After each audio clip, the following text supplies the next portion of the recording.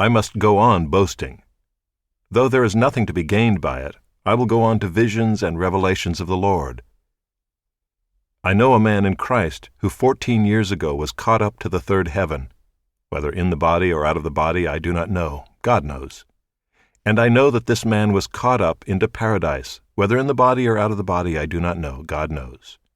And he heard things that cannot be told, which man may not utter. On behalf of this man I will boast, but on my own behalf I will not boast, except of my weaknesses. Though if I should wish to boast, I would not be a fool, for I would be speaking the truth.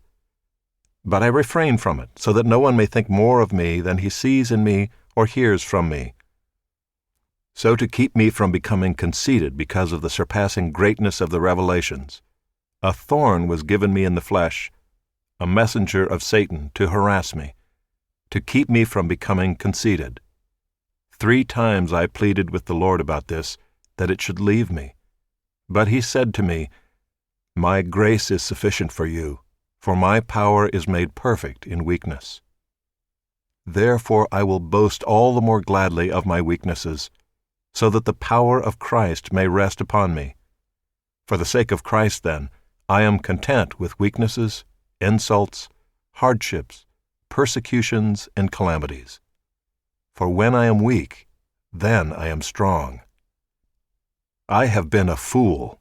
You forced me to it, for I ought to have been commended by you. For I was not at all inferior to these super-apostles, even though I am nothing. The signs of a true apostle were performed among you with utmost patience, with signs and wonders and mighty works. For in what were you less favored than the rest of the churches, except that I myself did not burden you? Forgive me this wrong. Here for the 3rd time I am ready to come to you, and I will not be a burden, for I seek not what is yours, but you. For children are not obligated to save up for their parents, but parents for their children. I will most gladly spend and be spent for your souls. If I love you more, am I to be loved less? But granting that I myself did not burden you, I was crafty, you say, and got the better of you by deceit. Did I take advantage of you through any of those whom I sent to you? I urged Titus to go, and sent the brother with him. Did Titus take advantage of you? Did we not act in the same spirit? Did we not take the same steps? Have you been thinking all along that we have been defending ourselves to you?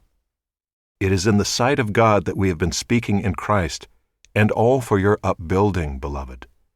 For I fear that perhaps when I come I may find you not as I wish, and that you may find me not as you wish, that perhaps there may be quarreling, jealousy, anger, hostility, slander, gossip, conceit, and disorder. I fear that when I come again, my God may humble me before you, and I may have to mourn over many of those who sinned earlier and have not repented of the impurity, sexual immorality, and sensuality that they have practiced.